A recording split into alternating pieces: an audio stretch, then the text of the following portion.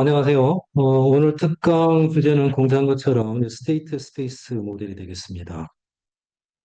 그 전에 이제 그 사이에 나왔던 LLM 모델에 대한 소식을 좀 이야기를 좀 하고 시작을 하면, 메타가 4월 5일에 세 개 그 모델 중에 두 개를 공개를 했어요. 라마 4가 나왔고, 이름이 스카우트 매버릭, 어, 보이머스라고 하는데, 보이머스가 우린 좀 익숙하지 않은 단어인데, 거대한 것, 히브리서 성경에 보면 큰 괴물 이런 것에 대한 이름이었다고 합니다. 그래서 가장 큰 모델이고 가장 작은 게 스카웃이고요. 어, 오늘은 확인만 해보지 않았는데 가장 큰 모델인 288빌리언짜리가 나왔는지 모르겠어요. 근데 이 모델들을 보게 되면 기본적으로 MOE 기반의 모델입니다. 우리 첫 번째 시간에 딥식에 대한 모델들을 봤는데 MOE 기반의 모델이라 엑스퍼트들이 있고, 여기 보면 쉐어드 엑스퍼트가 하나 있고 나머지 엑스퍼트들이 있는 형태로 되어 있죠. 그래서 이러한 엑스퍼트의 믹스처 중에서 일부만 사용되는 걸로 되어 있고, 그래서 여기 모델에서 보게 되면 전체 사이즈가 여기 보면 보이마트 같은 경우는 2테라가 전체 여기 2테라바이트가 되는 게 전체 파라미터이고요. 액티브하게 동작하는 파라미터가 280 빌리언 이렇게 있죠. 요 이제 보이마트 모델 같은 경우는 실제로는 어, 개인이 이제 활용하기는 좀 어려운, 저도 그냥 활용할 수 없는 그런 상황일 것 같습니다. 그래서 성능을 보게 되면 스카웃인데요. 가장 작은 모델이죠. 가장 작은 모델임에도 불구하고 성능이 괜찮습니다. 다른 비교되는 더 큰 모델들보다 더 좋을 수도 있죠. 네. 비교 대상 모델이 라모 3.1이었고 라모 3.3인데 어찌됐든 성능이 되게 이제 좋은 괜찮은 모델이고, 매버릭에 가게 되면 이제 성능이 이제 더 좋아지고요. 그 다음에 가장 큰 모델 같은 경우에는 제미나이나 그 클로드 소넷 이상의 성능이 나온다고 본인들은 이제 주장을 하고 있죠. 그래서 여기 나와 있는 거는 가장 좋은 걸로 보이는데, 이게 이제 공개되고 나서 얼마 있다가 뉴스가 나왔는데, 이게 신뢰할 수 없다. 항상 하면 이제 그런 이야기들이 나오지. 근데 이제 주목할 만한 건 라마 모델이 이제 공개가 돼서 이제 사용할 수 있다는 거죠. 그런 면에서는 메타가 계속 큰 기여를 하고 있는 걸로 보입니다. 이게 이제 그간의 빅뉴스 중에 하나고요. 오늘 이야기하려고 하는 것은 이제 스테이트 스페이스 모델에 대한 이야기를 하려고 합니다. 오늘 이야기하는 이제 여기 8가지 내용들이 있는데, 이 내용들은 기본적으로 중요 논문들은 2020년부터 해서 2022년 사이에 나온 논문들이에요. 그러니까 인공지능 기술의 트렌드를 보게 되면 되게 오래된 방법들이죠.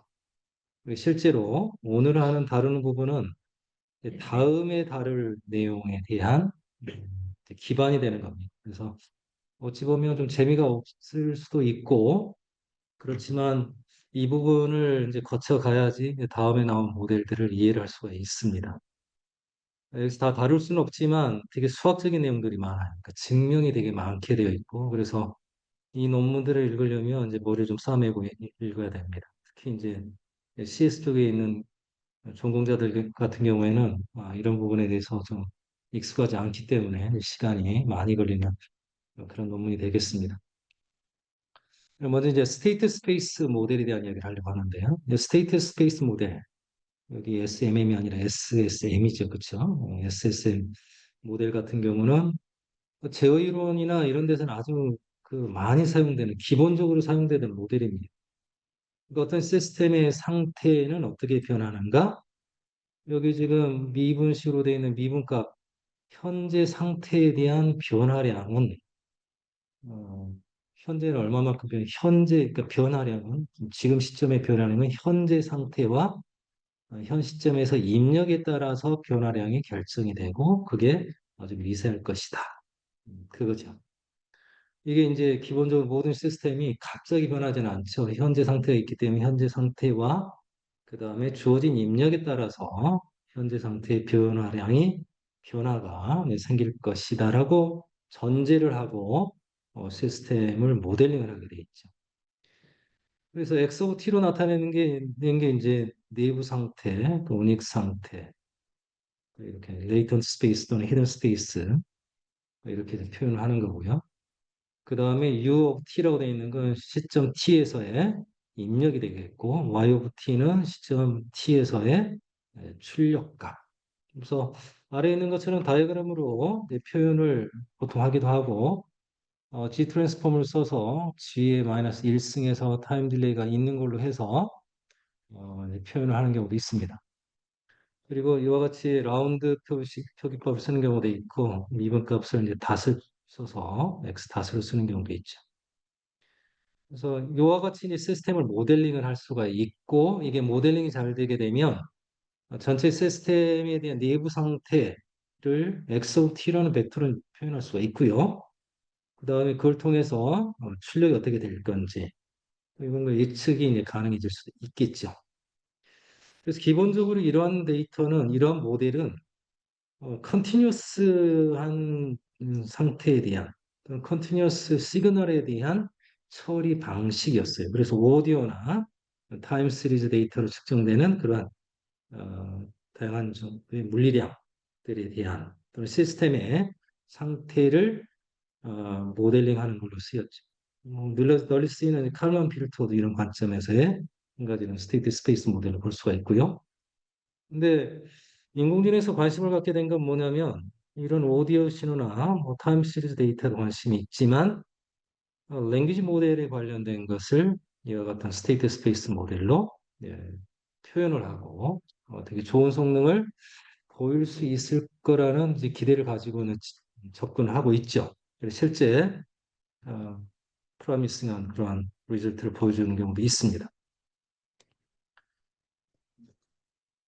그래서 기본적으로 스테이트 스페이스 모델을 모델링을 할 때는 입력이 1차원이고 출력도 1차원인 걸로 생각을 합니다. 실제로 우리가 라지 랭귀지 모델에서 다루는 걸 보게 되면 인베딩이 되게 되면 다차원이 되잖아요. 그러니까 이걸 어디에 쓸까? 그러니까 다차원은 1차원이 여러 다발이 있는 걸로 생각을 하면 다차원이 되죠. 쉽게 그렇게 이제 접근을 합니다. 필요하면 나중에 섞기도 하고요. 뒤에 이야기를 할 거고.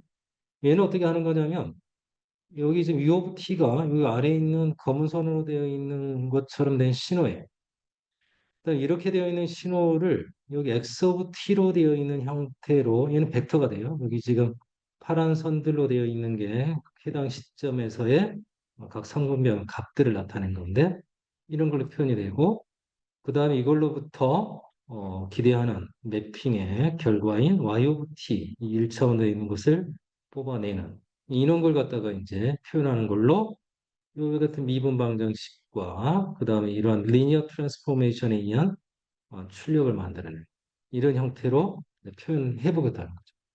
이게 이제 스테이트 스페이스 모델에서 널리 했던 이야기들입니다. 근데 이제 그 이런 이제 스테이트 스페이스에서 기본적으로 다루는 거는 시간 차원에서 다루는 거 있잖아요. 시간은 연속으로 흘러가는 거죠. 음, 물론 양자역학에서는 시간도 양자적이라고 이야기할 수 있지만 우리가 일반적으로 다른 데서는 다룰 때는 이제 연속 구간에 있는 거고 근데 이것을 결국 처리하는 건 컴퓨터에서 처리해야 되기 때문에 또는 측정을 샘플링을 해서 측정을 하죠. 일정 간격으로 값들을 측정해서 상태를 추정하거나 관찰을 하고 이제 그 내부적인 상태를 추정을 하고 그 다음에 원하는 결과에 출력을 만들도록 이제 해내는 거죠. 그래서 컨티뉴어스한 녀석을 디스크리트하게 만들어야 됩니다. 컴퓨터 안에서 처리를 하려면. 그래서 어떻게 하냐면 입력이 들어온다 치게 되면 시점 t에서 샘플링이 되고 어, 인터벌 갖다 t를 갖다 인터벌로 한다고 합시다. 또는 델타 t로 나타내기도 하고요. 뒤에서 델타 t를 쓸 건데. 그러니까 이렇게 샘플링을 했을 때 여기 지금 XT가 어떻게 만들어질 건가? 그러니까 샘플링 델타 T 또는 그 간격으로 샘플링된 결과로 여기 표현되어 있는 미분 방정, 지금 미분 방정을 풀게 되면 지수함수꼴로 원래 풀려야 돼요. 근데 그렇게 풀어갖고는 잘 안 풀립니다, 이런 문제들이. 그래서 그냥 누적해서 값들을 만들어가는 걸로 해야 되는데, 원래 t는 연속 구간인데 우리 샘플링은 이산적으로 하잖아요. 그래서 이산적으로 샘플링 된 값들을 가지고 연속 구간에서 누적을 했을 때, 적분을 했을 때 값들을 추정해 내야 되는 거죠. 그리고 그게 이제 이러한 스테이트 스페이스 모델에 대한 이산화인데, 대표적으로 몇 가지 방법이 있는데 대표적으로 쓰이는 게 뭐냐면 제로 오더 홀딩. 그러니까 예를 들어서 KT 시점에서 어떤 값이 있고 그 다음에 K 플러스 1 T 시점에서의 또 샘플링이 되게 되는데, 그 사이에서의 샘플링 된 값은 어떻게 돼 있을 거라고 가정하냐면, 시점 KT에서 샘플링 된 값이 그 다음 샘플링 될 때까지 유지가 된다고 가정을 하고 이걸 갖다가 식을 푸는 겁니다. 그래서 풀면 여기 있는 미분 방정 풀면 이런 식이 돼야 되고, 여기가 지금 이제 그, 여기가 x t 나트에서 t0에서 t까지, 여기서는 kt에서 k 플러스 1 t까지의 이 시점에서의 적분이 되는 거죠. 근데 여기에서 지금 값인 u 타우 u의 값은 일정하다고 가정을 하고 풀게 되면 어떤 식이 나오냐면 결국은 여기와 같은 식이 나와요. 여기 익스포넨셜 a 델타 xk-1 xk-1 시점의 상태 값에 대해서 여기 이제 익스포넨셜 매트릭스 함수가 되는 그 행렬에 대한, 여기 델타는 시점 그 시간 간격이 되니까 실수값이고요. a는 행렬이. 근데 이렇게 되어 있는 게 계산이 되냐 싶지만 이거 그냥 정의로 해서 테일러 시리즈로 확장해 놓고 그냥 풀면 됩니다. 여기 대신 x 대신 이걸 집어넣으면 그 식이 되는 거예요. 그래서 이렇게 지금 되는 겁니다. 그래서 xk의 시점에서 그 내부 상태는 요 직전의 내부 상태 요거 그다음에 요런 값에 의해서 결정이 되는 거죠. 이렇게 할 수가 있어요. 그래서 이 식을 편의상 어떻게 나타내냐면 여기 보면 변화량은 a 행렬 곱하기 xt b 행렬 베타가 될 텐데 여기서는 여기는 실수가 돼요. 값 하나가 들어왔을 때니까 아니구나. 이게 벡터가 되겠지. 벡터가 될 거고요. 자, 어제 차원을 맞춰서 이게 하게 되는데, 여기서 보게 되면 이렇게 행렬 곱하기 여기는 벡터이고요. 얘는 벡터이고 그다음에 스칼라 값이고 1차원 값 1차원에서 1차원으로 매핑한 함수가 되는 거니까, 그렇게 되면 또 A바 B바 C바 D바를 하게 되면 원래 이렇게 주어졌던 상태 방정식에서 이렇게 실제로 디퍼런스 이퀘이션으로 나타내면 이런 형태. 그러니까 스테이트 스페이스 모델을 보려면 이런 걸 갖다 한 번씩 이제 보고 지나가야 돼. 이걸 다르게 이제 근사하는 것도 있는데요. 오일러 방법 쓰는 게 있어요. 그러니까 테일러 익스펜션에서 함수를 근사할 수가 있는데 1차 미분까지만 고려한 걸 오일러 메소드라고요. 그러니까 델타 t만큼 지났을 때는 이렇게 표시를 할 수가 있고, 이걸 갖다 정리를 하게 되면 여기 A바, B바, C바, D바가 요 같이 되죠. 다르게 할 수도 있는. 근데 요거는 이제 시점 t를 기준해서 하는 거고, 그 다음에 t 플러스 델타에서의 값을 가지고도 하는 방식도 있을 수가 있거든요. 얘는 백워드 보일러 메서드라고 하는데, 그러게 되면 여기 나타내는 게 식이 좀 바뀔 수가 있고요. 또 다른 거는 바이리니어 트랜스포메이션 베이스드 메서드, 터스틴 메서드라고 하는 건데, 여기 시점 xk와 xk 플러스 1에서의 미분 적분을 갖다 할 때는 이때 함수값과 이때 함수값의 평균값을 가지고 적분을 갖다가 근사하게 나타내는 그런 방법을 쓸 수가 있습니다. 그러면 이때는 A바하고 B바가 이런 형태로 나타나서 최종 이루게 되는 거지. 그러니까 이산화 방법이 한 가지가 있는 게 아니라 여러 가지가 있어요. 그 다음에 이제 한가운데만 할 게 아니라 요 중간에 비율로 보면 알파 위치의 값을 가지고 또 근사를 해서 이사로 하는 방법도 있는데 물론 이제 알파는 하이퍼 파라미터가 되겠지. 이렇게 하는 방법이 있습니다. 그러니까 그냥 그 오일러 메서드 쓰는 거나 제로 홀드보다는 바이 디렉셔널 바이리니어 방법이 좀 더 좋다. 이런 결과들도 있고요. 경우에 따라서는 제로 홀드 그냥 그 제로 홀드 방법을 쓰기도 합니다. 그러니까 그거는 이제 선택하는 방법에 따라 다른 거고 원래 이제 컨티뉴어스 시그널에 대한 처리를 한다면 가능한 잘 나타내는 게 필요한 거죠. 그럼 결국은 어떻게 되냐면 시간에 따라서 변하는 상태를 계속 추정하는 경우에 직전 시점에서의 내부 상태 값으로부터 현재 상태 값을 이와 같이 표시를 할 수가 있습니다. 이거는 이제 우리 익숙한 리커런스 릴레이션이 되는 거죠. 리커런스 릴레이션. 출력을 이렇게 만들어지는 거고. 그럼 마치 얘는 뭐하고 같냐면 얘는 리커런스한 형태가 되게 되면 전형적인 RNN 형태가 되는 거예요. RNA 내부 상태와 입력에 대한 거가 반영이 돼서 새로운 내부 상태가 되고 그걸로부터 출력이 만들어지잖아요. 그러니까 결국은 리커런트 뉴럴 네트워크의 간단한 형태 이런 걸로 볼 수가 있습니다. 물론 여기서는 출력을 만들어낼 때 선형적으로 다 되어 있어요. 그러니까 비서정적인 게 아니고 액티베이션 펑션이 그냥 리니어하게 되어 있는 걸 갖다 전제를 했을 때는 RNN 모델하고 같은 형태가 되는데 이러한 것에 그 스테이트 스페이스 모델에 기반하는 방법들이 계속 발전을 하고 있고 다음에 이제 본격적으로 보려고 하는 만바 같은 모델들이 전형적인 이런 모델입니다. 그래서 결국은 어, RNN 기반의 방법으로 시퀀셜 데이터, 랭귀지 같은 걸 다루었는데 그런 랭귀지 다루는 것 같은 걸 할 때 리커런트 RNN을 쓰게 되면 순차적으로 해야 되기 때문에 학습이라든가 이런 추론하는데 뭐 추론하는 시간 별로 세이브는 안 되지만 학습하는데 너무 시간이 많이 걸립니다. 그걸 극복하기 위해서 트랜스포머가 나오고 그게 발전해서 지금 우리가 보는 거대 언어 모델들이 만들어진 거죠.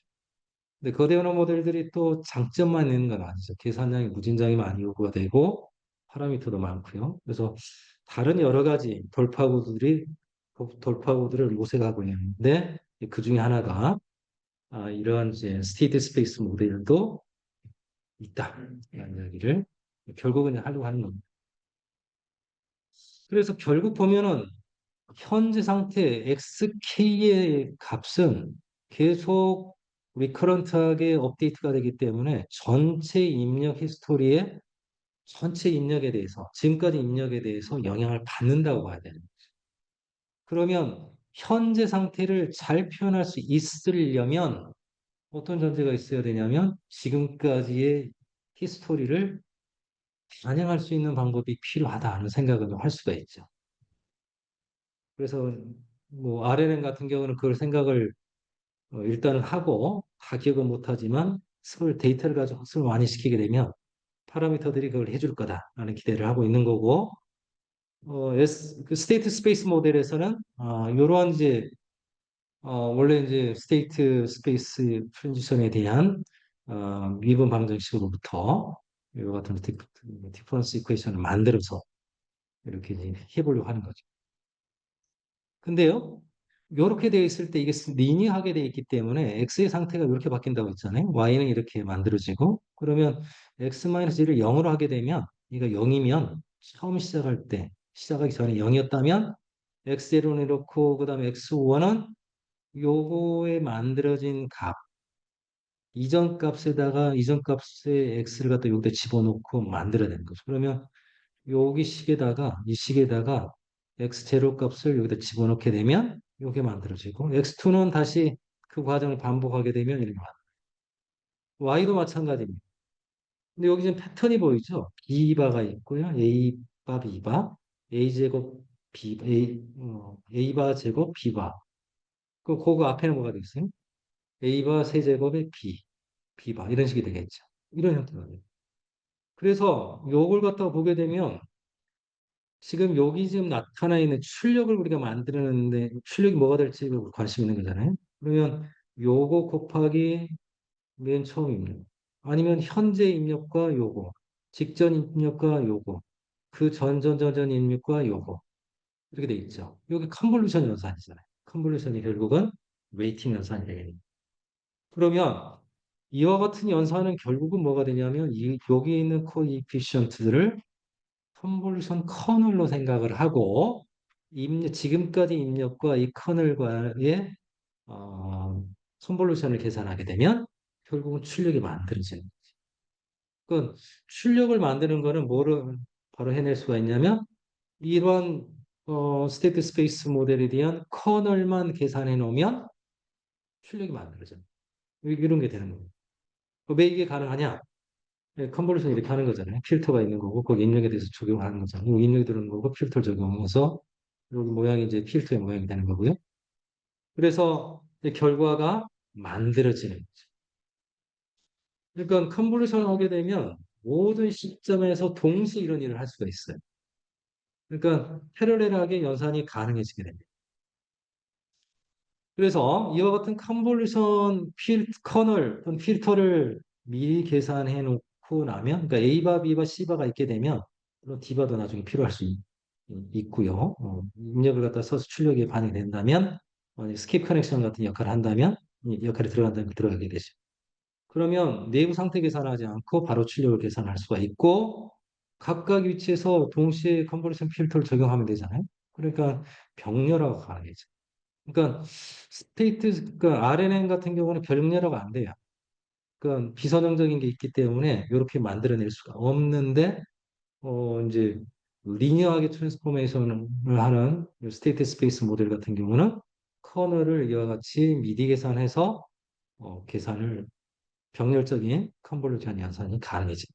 그러니까 이걸 보게 되면 뭐가 가능하냐면 트랜스포머가 RNN에 비해서 이제 좋았던 속도 면에서 좋았던 것을 여기서 이제 어느 정도 극복을 할 수가 있는 면이 있는 거죠. 그 다음에 이 컨볼루션 연산을 하는데 컨볼루션 연산은 입력 길이하고 이게 이제 그 입력하고 그다음 필터를 딱 씌워서 하는 거잖아요. 그러니까 길이를 L로 하게 되면 L 제곱만큼이 그냥 되는 거예요. 그게 L 곱하기 뭐 이렇게 가겠지만 결국은 L 제곱만큼 시간이 걸리는 건데 프리 트랜스폼을 하게 되면 이게 또 쉬운 좀 빨리 계산할 수가 있죠.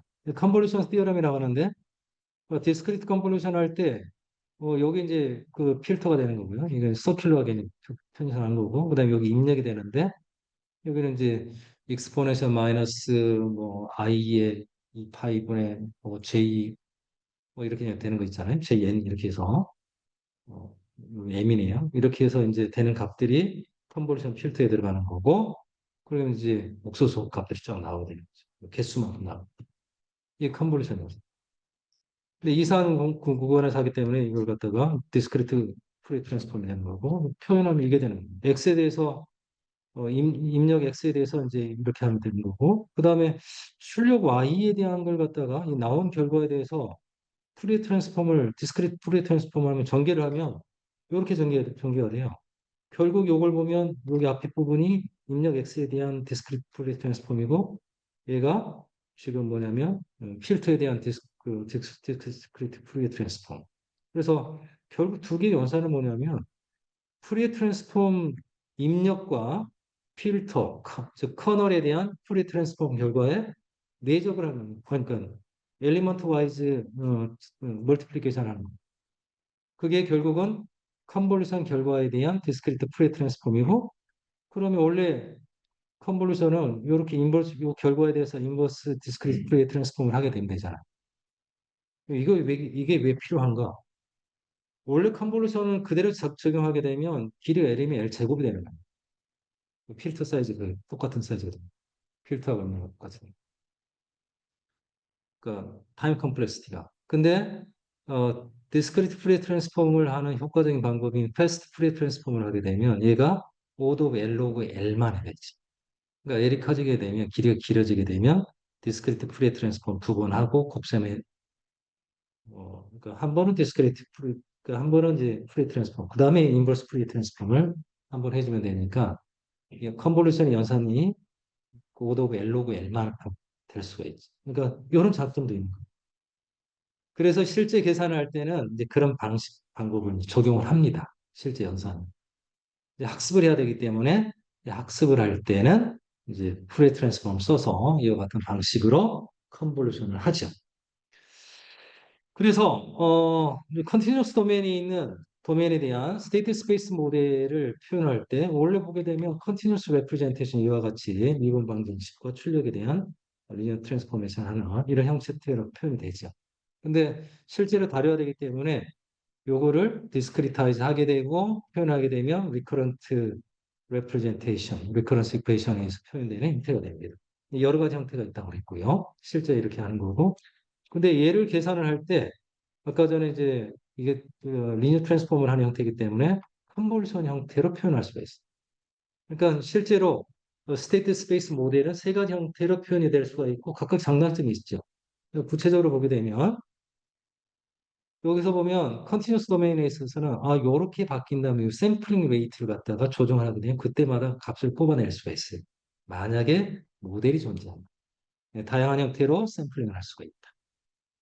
그 다음에 그 두 번째 리커런트한 표현을 하게 되면 직전 상태로부터 현재 상태 값을 바로 만들어낼 수 있어요. 만약 얘가 실제 우리가 사용하는 실제 우리가 예를 들어서 언어 모델을 사용한다 하게 되면 인퍼런스 할 때 쓸 수가 있는 한 스텝 만에 이제 계산돼서 나오는.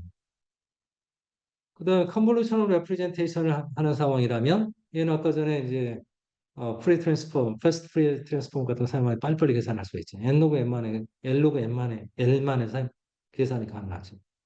그 패러렐을 하면서 빨리 계산해낼 수가 있지.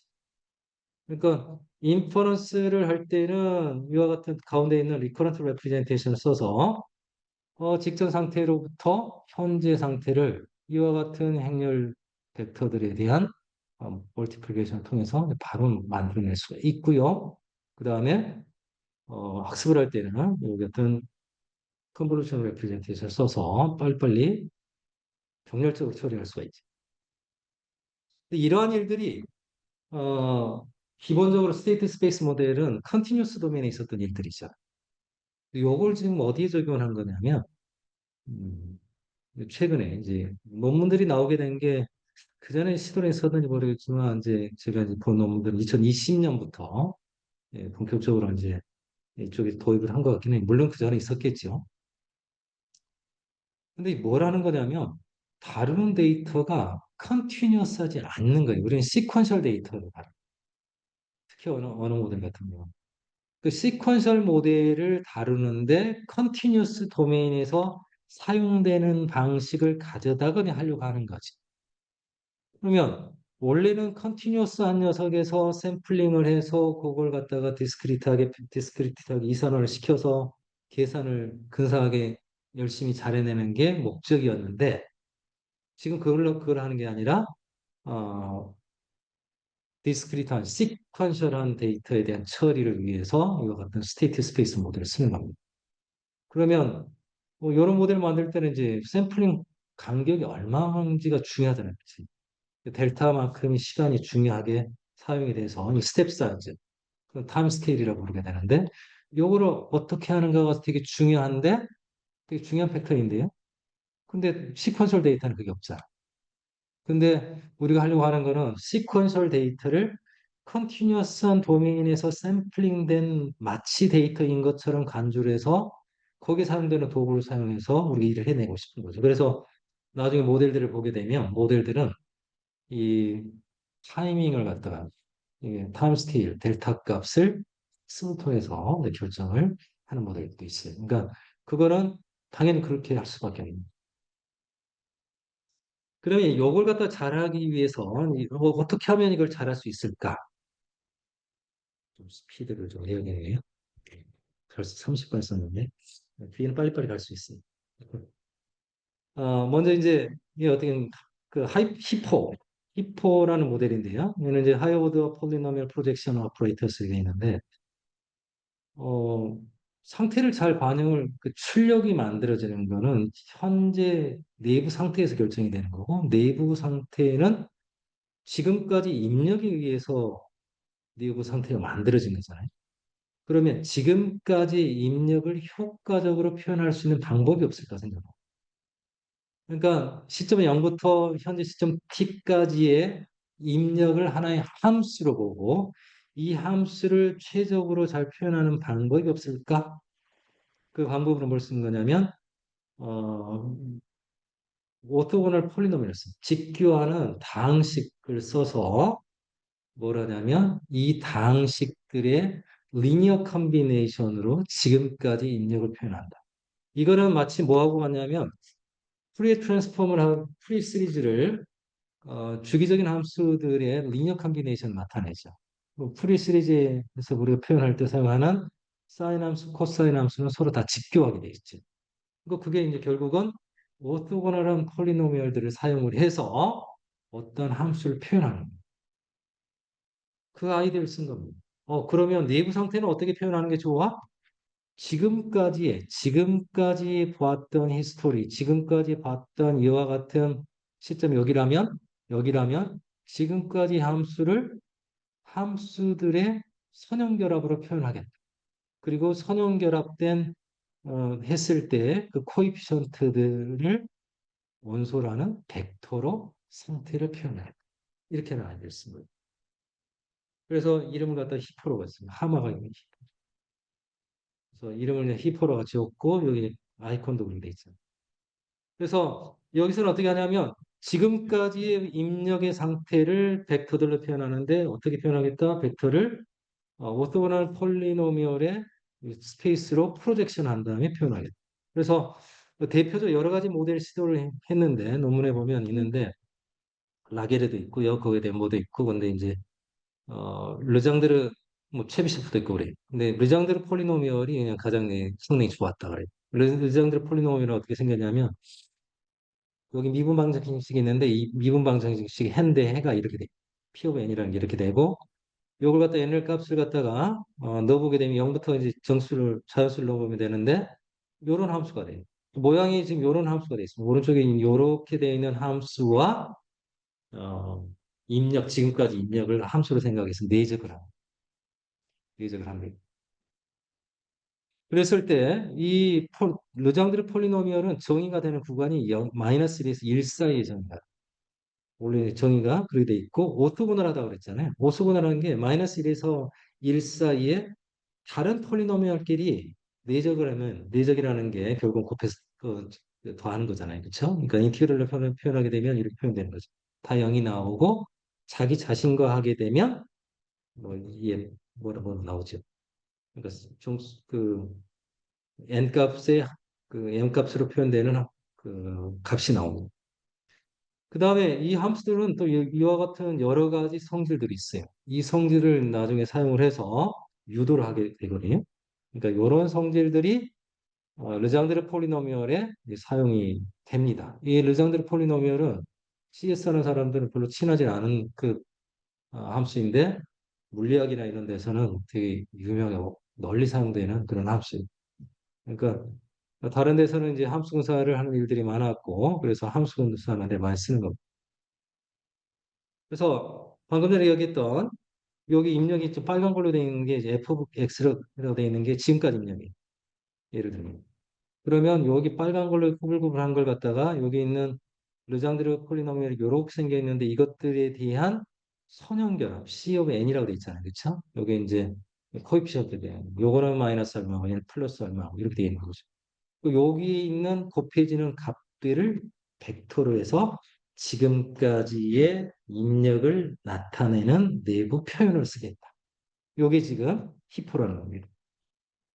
그러니까 이 저자는 요걸 갖다 효과적으로 표현하는 방법을 만들어냈죠. 근데 르장드르 폴리노미얼은 구간이 마이너스 1에서 1까지잖아요. 그렇게 돼 있습니다. 그렇지만 일반적으로 시간 측정을 하는 건 시점 0부터 해서 계속 가잖아요. 그러니까 변화가 필요해요. 그리고 어떤 함수가 정의될 때 내적이나 이런 걸 정의할 때 보게 되면 내적이라는 게 곱해서 더하는 거잖아요. 그렇죠? 인티그럴이니까. 그렇죠? 그걸 인티그럴을 표현하면 이런 형태가 되는 거고 이게 길이에 따라서 크게 달라질 수가 있어요. 그래서 길이에 상관없이 일정한 어떤 조건이 만족하면 특정한 값이 나오도록 하려고 하게 되면 우리가 메저라는 걸 쓰면 됩니다. 메저는 크기나 길이나 이런 측도, 정확히 말하면 측도라고 수학에서 이야기를 합니다. 그래서 메저에 대한 내적을 하게 되면 내적을 할 때 여기 뮤라고 주어지는 메저의 값을 마치 가중치처럼 해서 쓰는 겁니다. 그리고 우리가 폴리노미얼 오토고널 폴리노미얼을 써서 근사를 하잖아요. 인피니트하게 많은 걸 쓰게 되면 익젝트하게 함수 입력에 해당되는 f를 표현할 수 있는 게 만들어지지만 공학적으로 보게 되면 인피니트하게 쓸 수가 없죠. 계산도 그렇고 공간도 그렇고. 그래서 주어진 개수만큼이 해당되게 이제 하면서 최소한 로스를 줄이도록 해야 되죠. 그래서 이와 같이 로스 펑션을 정의를 합니다. 여기도 마찬가지로 뮤에 대한 걸 갖다가 웨이팅을 해서 쓰게 되고요. 그래서 이 P of N이라는 녀석이 아까 르장드르 폴리노미얼이었잖아요. 그 르장드르 폴리노미얼에 대한 선형결합을 하는데 0부터 n까지니까 n 플러스 1개만큼의 폴리노미얼을 사용을 해서 근사를 하는 거죠. 그랬을 때 요 각각은 다 오토고널하기 때문에 입력으로 주어지는 f와 얘들 간의 내적을 계산하고 이 내적에 자기 자신에 해당되는 폴리노미얼의 노음으로 나눠주는 걸로 해서 코에피션트를 결정을 해요. 그런데 문제는 이게 마이너스 1에서 1까지만 정의돼 있죠. 그래서 변환을 해요. 변환할 때 어떻게 하면 되냐면 t분의 2x 마이너스 1로 하면 돼요. 그래서 x가 뭐더라? x가 입력이 되는 거고 현재 입력이 되는 거고 그 다음에 t는 현재 시점이 되는 거예요. 그러면 요거에다가 t가 x가 0일 때는 마이너스 1 되고요. x가 1이면 아니지 x가 t이면 1이 되는 거죠. 그래서 구간이 그 마이너스 1 사이, 1에서 1 사이가 되는 거고 그 다음 매조를 어떻게 하냐면 원래 이제 t분의 1로 하게 되면 t분의 1 또 다 똑같이 주는 거예요. 그러게 되면 높이를 갖다가 이렇게 면적 1인 형태가 돼요. 그러니까 어, 좁은 구간에서의 그 계산할 때는 웨이트 가중치를 전체적으로 크게 주고 길어지게 되면 가중치를 작게 줘서 크기가 얼마든 길이가 얼마든 상관없이 일관된 값을 주도록 하는 게 이거예요. 그러니까 이름만 이렇게 멋지게 아니 원래 할 때는 멋지게 이름을 지어서 그냥 이름을 써야 되는 거죠. 매조를 적용을 했고 이렇게 해서 표현한 르장드르 폴리노미얼을 스틸드 르장드르 하고 그다음 이렇게 했을 때 히포를 한 것을 히포 여기 레그 S라고 표현합니다. 그러니까 요 과정을 갖다가 논문에서 읽어보면 좀 시간이 걸리죠. 상당한 시간이 걸립니다. 처음에는 이게 수식이 너무 많아서 그런데 히포라는 거 이거. 그래서 위를 갖다가 이제 C of X라는 거, 여기 n번째 코이피션트 계산하는 건 결국은 어떻게 되는가? 이 오메가에 해당되는 게 아까 전에 매저에 해당되는 값으로 이제 다시 표현한 거고요. 이 G of N이라는 게 아까 전에 르장드르 폴리노미얼, 스케일드 르장드르 폴리노미얼이 되는. 그 다음에 F of X가 입력이 되는. 요렇게 해서 이제 만들어지는 거다. 물론 여기 이제 여기 저기 크기 요거의 노음으로 나눠진 거 이제 무시를 해버리고 표현한 거예요. 결국 나중에 할 때는 다 여기저기 들어가기도 하고 상수값이 전체적으로 곱해지면 별 문제가 없어요. 그래서 그거는 이제 무시를 해버리고요.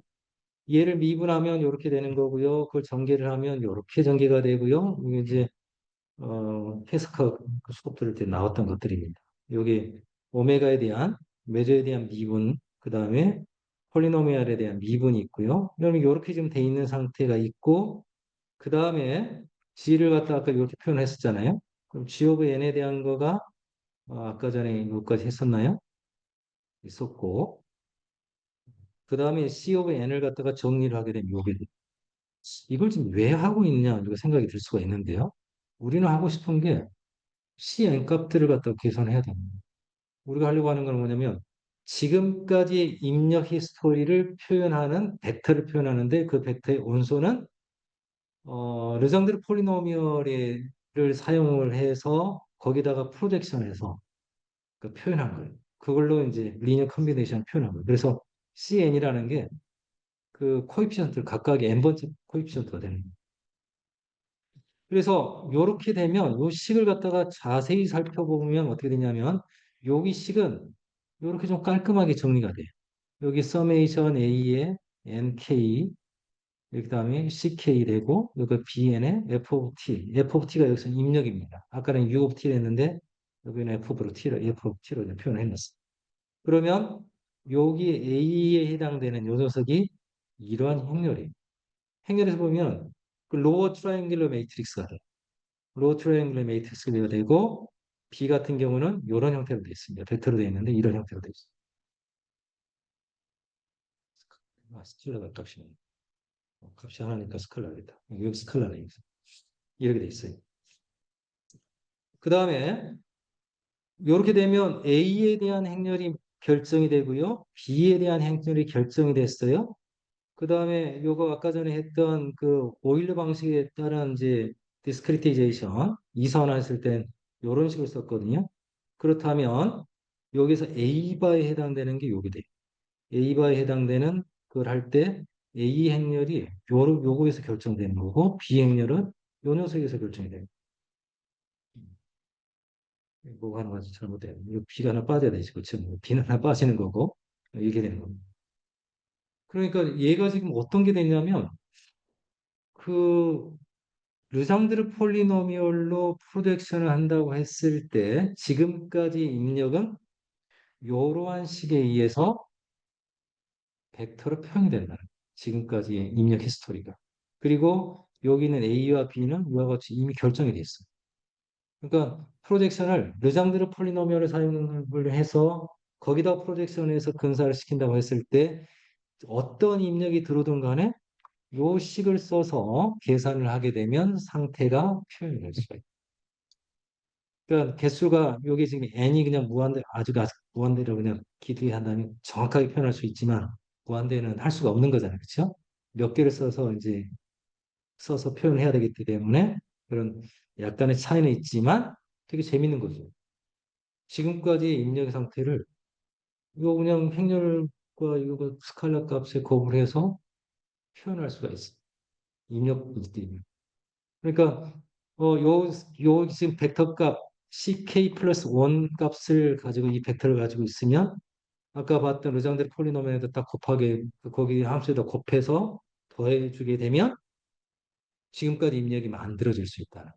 그러니까 이게 뭐냐면 메모리를 만들어줘.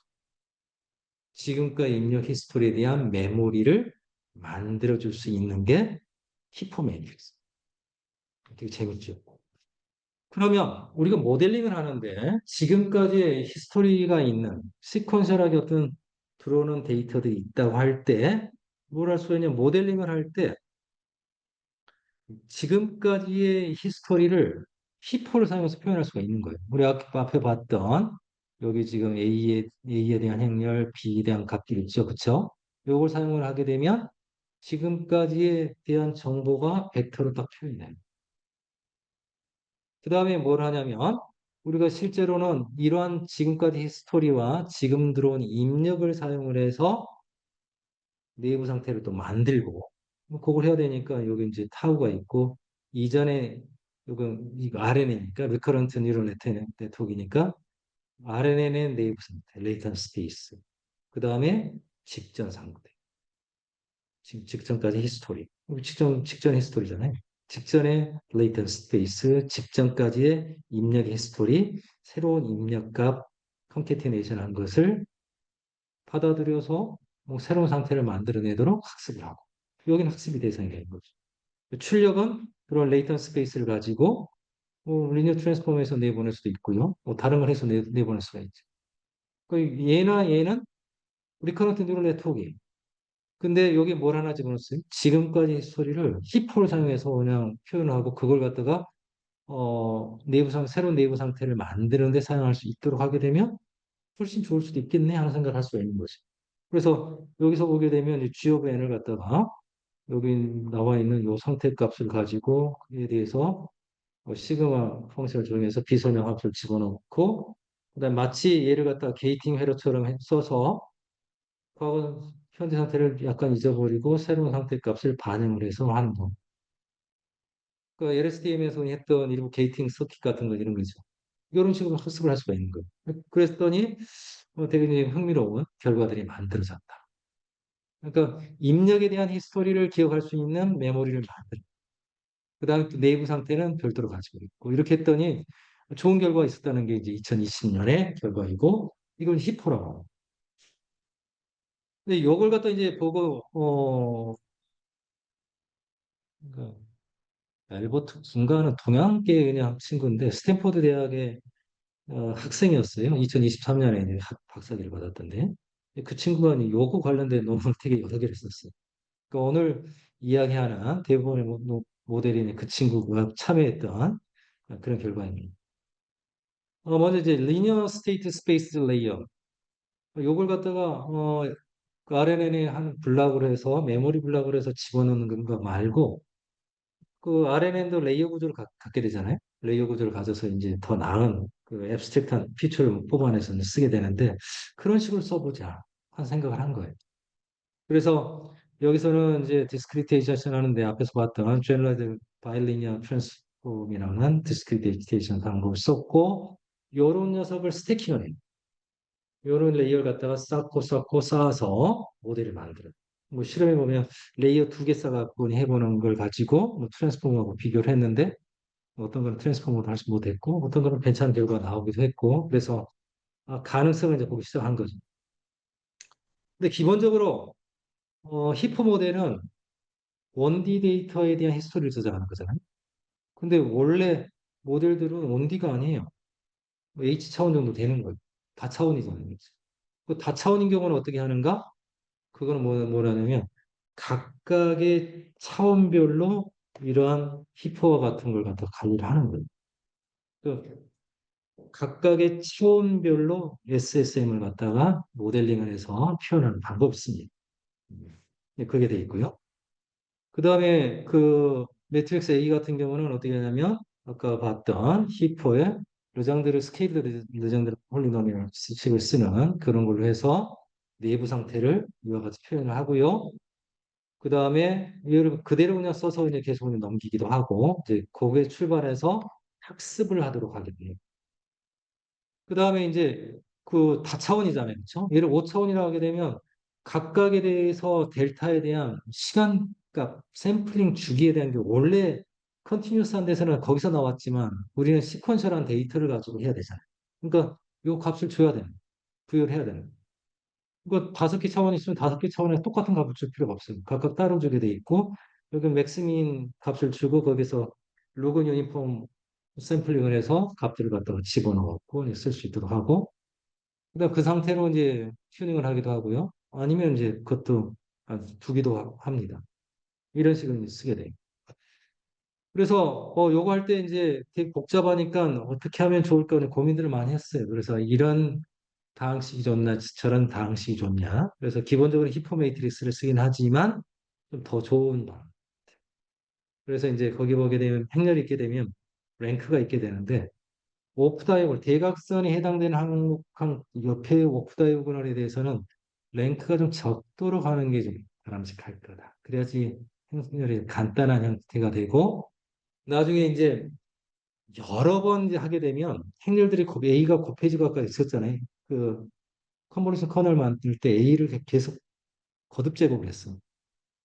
근데 그거 할 때 나중에 이제 아이겐밸류를 찾았을 때 아이겐밸류의 값이 1보다 커지게 되면 이게 값이 익스플로전이라는 거예요. 엄청나게 커져서 익스플로전이 일어나서 이제 계산이 안 되는 문제가 생기고 작아지게 되면 어떤 문제가 생기냐면 또 이제 값이 0에 들어가 버려서 그 그레디언트 그레디언트로 보면 베니싱이 되고 값이 베니싱 되면 그런 문제가 생길 수가 있습니다. 그래서 그걸 관리를 잘해야 돼요. 특히나 시퀀스 길이가 길다. 요즘 이제 LLM 같은 경우는 아까 보면 뭐 1메가 아까 전에 얼핏 봤을 때 그 라마 4 모델에 보면 그 윈도우가 컨텍스트 윈도우가 1메가 이래요. 1메가보다 더 됐던 것도 있었던 것 같아요. 돌아가는 건 이제 시간상 돌아가진 않겠지만 엄청나게 긴 거죠. 그러니까 만약에 이대로 곱하게 되면 A를 갖다 100만 번 그냥 곱해야 되는 문제가 생길 수도 있는 거죠. 그러니까 되게 그 문제가 중요해요. 그 다음에 여기 이제 요거 모델링을 할 때 아까 전에 히포 그 메모리 블록을 그냥 쓸 때 RNA에서 그렇게 썼지만 여기서는 그 자체가 여기 LSS에 대해서는 자체가 레이어거든요. 그러면 초기화는 어떻게 하더라도 A, B, C, D 그다음에 델타 T를 학습을 할 수가 있어요. 근데 여기 이제 학습을 하게 되면 학습하는데 부담이 되게 따르게 돼요. 계산량이 많아지기도 하고요. 그다음에 A 항열 같은 경우는 거듭 제곱을 하기 때문에 스테이블 하잖아요. 값이 묵지 커지든지 사라져 버리든지 그런 문제가 생겨서 그걸 해결하는 게 문제가 돼요. 그리고 이걸 스태킹을 할 때 어떻게 되냐면 채널이 여러 개 있다. 그러면 각각의 여러 채널이 나가야 된다. 어떻게 해야 되는가? 값 하나만 나가요. 여러 개 나가야 되죠. 원바이원으로 해서 그냥 여러 개를 갖다 붙이는 거예요. 여러 개를 해야 돼. 채널별로 해야 돼요. 근데 피드 코드를 하는데 근데 이런 문제가 있죠. 원래 CNN 같은 거 보게 되면 채널 간에 이제 저기 뭐냐 컨볼루션을 연산할 때 채널들이 결합이 되잖아요. 그렇죠? 필터가 곱해지게 되니까. 근데 그게 안 되잖아요. 채널별로. 그러니까 채널별로 나온 값들에 대한 인터랙션 또는 그것들로부터 특징이 익스트랙션 돼야 되는데 안 되기 때문에 뭐라 하느냐. 마치 원바이원 컨볼루션 같은 걸 갖다가 써요. 그 다음 레이어 사이에서. 그래서 피처를 그냥 결합을 할 수도 돼 있고, 갤루어 같은 걸 사용해서 난리니어리티를 주기도 하고, 그 다음에 레지주얼 커넥션도 붙일 수도 있고요. 노멀리제이션도 할 수가 있고요. 어, 트랜스포머처럼 그 멀티헤드 어텐션 다음에 MLP 블락이 있었잖아요. MLP 레이어를 갖다가 집어넣을 수도 있어요. 그렇게 구성을 할 수가 있고. 그래서 레이어를 쌓아봤더니, 잘 되네. 잘 되는 경우도 있는 얘기더라고. 그 레이어를 쌓은 스태킹을 한 구조에 대한 연구가 됐고요. 그래서 이런 모델을 만들 때 아까 전에 레이어별로 스테이트 스페이스 모델이기 때문에 그 부분에 대해서는 컨볼루션 연산으로 표현을 할 수가 있잖아요. 그렇죠? 그러니까 학습을 할 때는 전체적인 값이 쫙 들어가서 계산해야 되기 때문에 컨볼루션에서 계산을 하고 그래서 이제 그 파라미터들을 업데이트를 하고요. 그리고 학습을 할 때는 한 번 들어와서 계산해야 되죠. 컨볼루션 그렇게 하는 게 아니라 지금까지 상태에서 지금까지 상태에 있는 여기 값에다가 A바 곱하고요. 새로운 입력에 대해서 B바 그냥 곱해서 그 다음에 상태 만들어주고 출력 만들어주고. 그러니까 인퍼런스는 그냥 RNN 프레임워크에서 바로 할 수가 있죠. 그런 게 장점이죠. 그리고 나서 이제 S4 모델이 나옵니다. S4 모델은 2022년 모델. 그러니까 이 모델에서 이제 그 나오게 된 배경을 보게 되면 우리 앞에 봤던 LSSL 레이어들을 사용한 그런 딥 뉴럴 네트워크 모델 같은 경우에 문제가 어떻게 되냐면 음, 원래 시퀀셜 하는데 가는 거는 인퍼런스 할 땐 좋지만 학습할 때는 바람직하지 않다고 그랬잖아요. 그래서 이와 같이 컨볼루션 노테이션을 쓰게 되는데 컨볼루션 커널 계산해요. 근데 A 바의 행렬에 대해서 L-1번 곱한 게 있잖아요. 그 직전은 L-2번 곱한 게 되고 L이 무진장이 크거든요. 그럼 이 값이 축파를 하든지 사라지든지 그냥 그런 그 일부가 그렇게 생길 수가 있어요. 그러면 이제 제대로 안 되게 되는 거죠. 그걸 어떻게 컨트롤할 수 있을까 하는 게 이제 이슈가 됐죠. 그 다음에 여기서 보면 이제 거기 하는데 계산량도 많고요. 그래서 요걸 어떻게 해결할 수 있을까 하는 관점에서 나온 게 S4 모델이고 얘는 Structure State Space Sequential 모델에서 S가 4개 있어서 S4 모델이라고 합니다. S는 5개 쓴 거는 S5 모델이라고요. 6개 쓴 걸 S6라고 써요. S6가 만바 모델이고 있어요. 그래서 얘는 어떻게 하냐면 A라는 행렬을 어떻게 만들면 좋을까? 행렬에 보면 이제 노멀 행렬이라는 게 있어요. 노멀은 이제 트랜스포즈 한 거하고 자기하고 똑같은 게 이제 노멀 행렬인데 이런 행렬들을 보게 되면 얘들은 되게 많이 곱해도 스테이블한 통수를 갖는다고 그래요. 그래서 일단 어떤 A라는 행렬을 보게 되면 이 행렬 A가 히포 매트릭스에 의한 A 행렬은 노멀 행렬이 아니에요. 그러니까 걔는 문제가 있는 행렬. 그래서 어떻게 하냐면 행렬이라는 거는 노멀 행렬하고 다음에 로랭크 행렬로 분해를 할 수 있다. 더해가는 형태로 분해를 할 수가 있다. 그래놓고 노멀 행렬은 또 뭐가 가능하냐면 다이고널리제이션이라고 해서 이 대각화가 가능해요. 중간에 대각에만 원소가 있는 행렬과 그 다음에 같은 행렬인데 앞에 뒤에 트랜스포머를 곱하게 되면 올릴 거가 돼요. 근데 그걸 갖다 잘 분리를 해놓고 보게 되면 결국은 내부적으로 보게 되면 대각 행렬 마이너스 또는 플러스도 되는데 마이너스 일반적으로 쓰고요. 여기에 랭크가 낮은 랭크예요. 보통 랭크 1을 씁니다. 요장들 같은 경우는 전제할 때는 랭크 1을 써요. 그러니까 여기 컬럼 벡터 하나, 로 벡터 하나 이렇게 곱해서 행렬이 만들어져요. 그러니까 A라는 행렬을 만들 때 대각 행렬 하나와 그 다음에 랭크 1인 컬럼 벡터와 로 벡터의 곱으로 만들어지는 이런 형태를 갖는다라고 구조를 주는 거예요.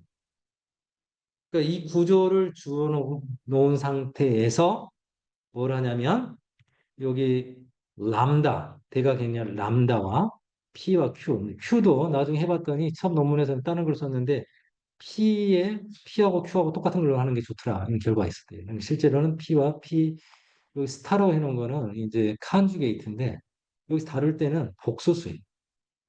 우리 실수값만 다루고 있는데, 내부적으로 표현할 때는 복소수고, 실제 출력을 할 때는 실수 파트만 출력을 합니다. 그러니까 복소수로 돼 있어요. 그래서, 람다 P, Q, B, C가 원소가 n개인 벡터예요. 그 원래 행렬해야 되는데, 그러니까 여기 있는 벡터를 갖다 대각에다 다 집어넣으면 되는 거잖아요. 그렇죠? 그러니까 결국은 5개 이제 D 같은 것도 들어갈 수는 있는데 뭐 D는 이제 나도 필요하면 넣으면 된다고는 안 썼고요. 실제로 뭐냐면 5개의 벡터만 학습을 하도록 합니다. 그러면 A라는 행렬이 이러한 구조를 만족하면서 대기 그 구조의 형태의 행렬만 표현하게 되잖아요. 그러니까 그 나중에 A를 거듭 제곱을 엄청나게 많이 하게 됐을 때 생기는 문제를 되게 완화시킬 수가 있어요. 이런 게 이제 생긴 거예요. 이제 그게 아이디어. 이런 구조를 넣었다. 구조를 넣고 A 행렬을 처음에 이제 그러면 히프라는 게 되게 좋다고 그랬는데 그걸 안 쓰냐? 그건 써요. 어떻게 하냐면 이 람다를 초기화할 때 쓰는데 얘를 노멀 행렬을 만드는 거예요. A에 대해서. 노멀은 A와 A 트랜스포즈를 더한 다음에 2분의 1을 해주게 되면 그러면 얘를 갖다 트랜스포즈에 똑같잖아요. 그렇지? 노멀 행렬. 이 녀석의 아이겐 벡터를 이제 구하면 돼요. 그래서 일부만 써갖고 뭐 이렇게 구합니다. 원래는 싱글레벨리티 컴포지션 해서 여기 옆에 있는 거 그냥 아래 영양가 적은 싱글레 밸류를 영어로 만들어 버리고 원상복귀 시킨 다음에 그 다음에 이제 뭐 이렇게 아이겐 밸류를 찍든지 이렇게 하게 됩니다. 그렇게 해서 이제 초기할 때 쓰는 거고요. 그 다음에 계산할 때는 뭐 어떻게 해요?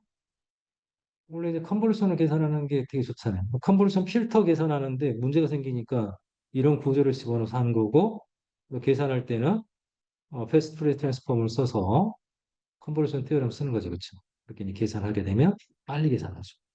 그러니까 스테이블하게 계산을 잘 할 수 있도록. 그래서 이렇게 되어 있습니다. 여기서 람다가 있고요. PQ가 있고, 그렇죠? 그래서 여기는 뭐냐면 다이고널 플러스 로 랭크 매트릭스 해갖고 DPLR이라고 써놨어요. 그다음에 이 값과 그다음에 BC 델타에 대한 값들을 가지고 스테이트 스페이스 모델이 만들어지고 계산하는 과정에 프리 트랜스폼 쓰고요. 이 과정에 뭐 전개하는데 뭐 인버스 매트릭스 계산해야 되는데 이제 우드버리 아이덴티티를 쓰게 되면 이제 인버스 매트릭스를 쉽게 계산할 수가 있고 여러 가지 그 다음에 코시커널이라는 걸 쓰게 돼서 하면 계산이 쉽고 뭐 이런 게 이제 들어가 있어요.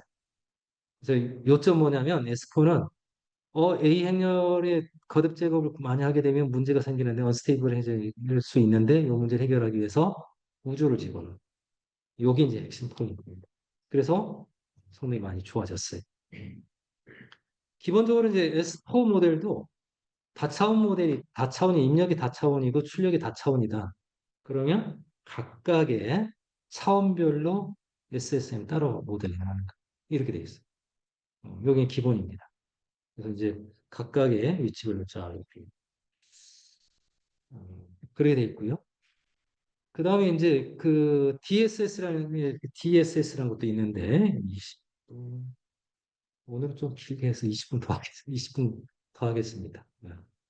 음,